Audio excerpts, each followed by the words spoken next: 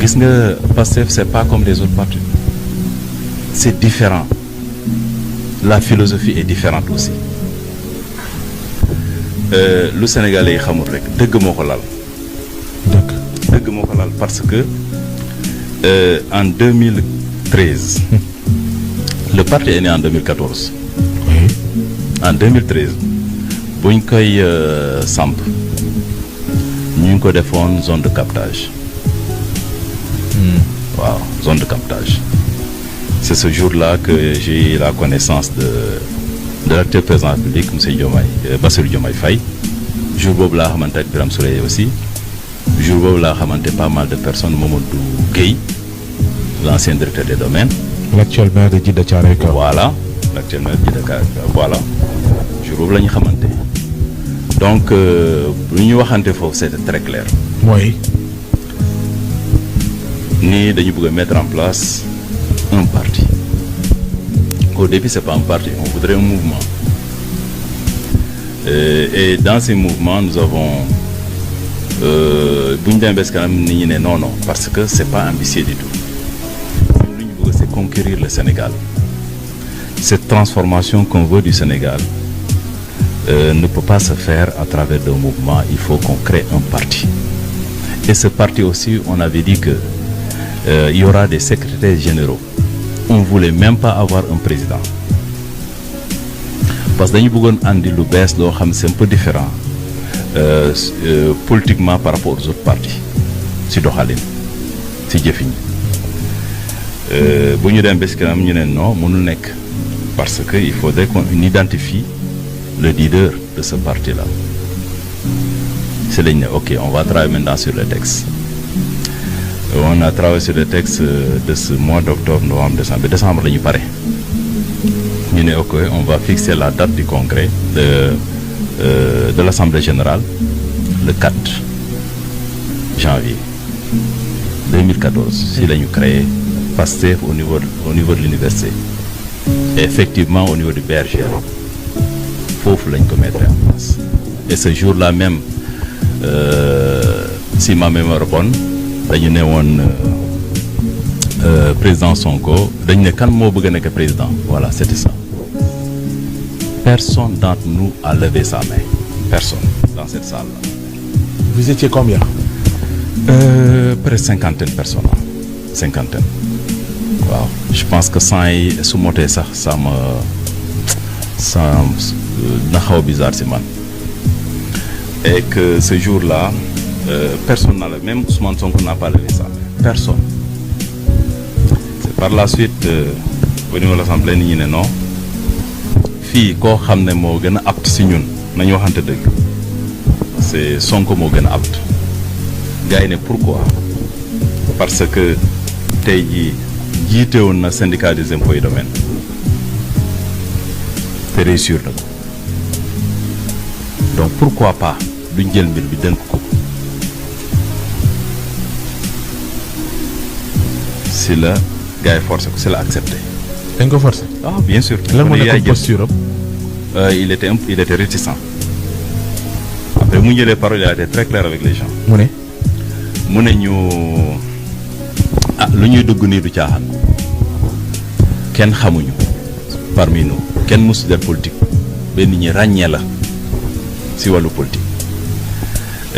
mu ne ñu tey jii na képp koo xam ne jël na décision pour bokk ci parti bi na xam ne carrière am fii lay yem fu mu jote yem nii fa lay yem su fekkee ne ku ragal la na bàyyi léegi mu dem yoonam su fekkee ne Sénégal kese moo ñu tax a jóg yàlla nañ yàlla jàppale ñu weesu fii su fekkee ne nag lu ñuy oote du Sénégal yàlla na fi mbir bi yem. Donc pour vous dire que les gens étaient très sincères moo tax bu ñu ñëwee ba yegg si fii c'est la sincérité yàlla xam na ni ñii seen xol Sénégal moo ci nekk du leneen moo tax ñu am lu ñu am nii te su doon tricher tamit moom du am lii impossible yàlla moo ko suturé jàppale ko encadré ko ba ñu toll fii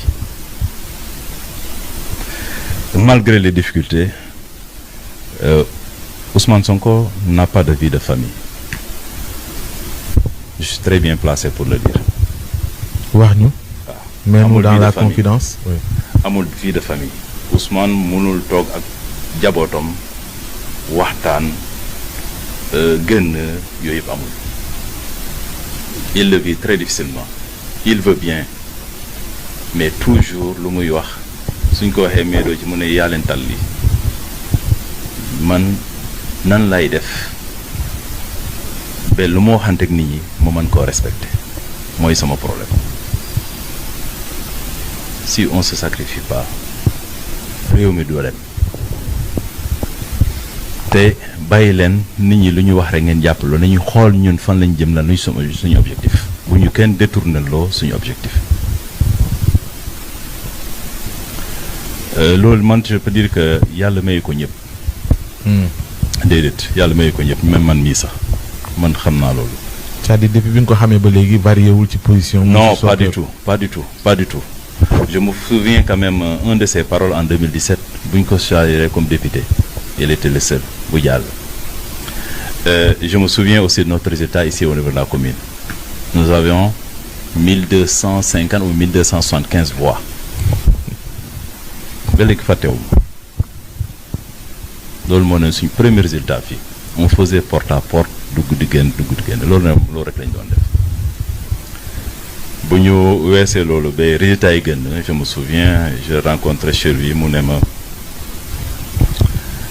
politique dafa doy waar malgré que sacrifice bi ngay def parfois tu vois que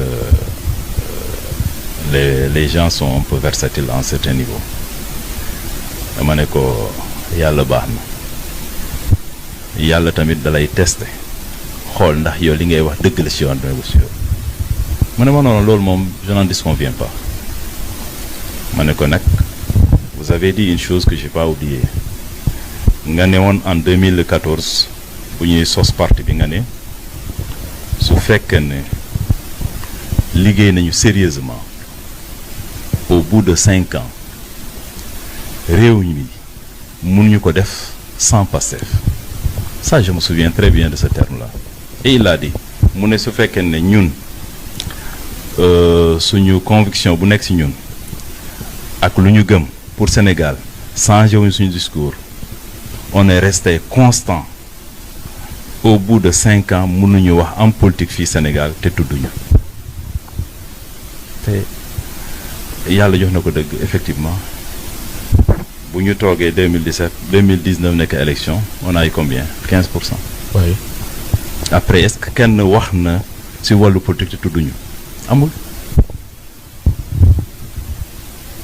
moo tax loolu déjà dafa yàgg nekk sam bopp te tamit le slogan là le don de soi. fa la jógee. ne nañu cotiser lu ñu am nañ ko joxe. Un de mes frères de parti qui est le secrétaire d'État en charge des Sénégalais extérieurs Chérif Diouf. oui.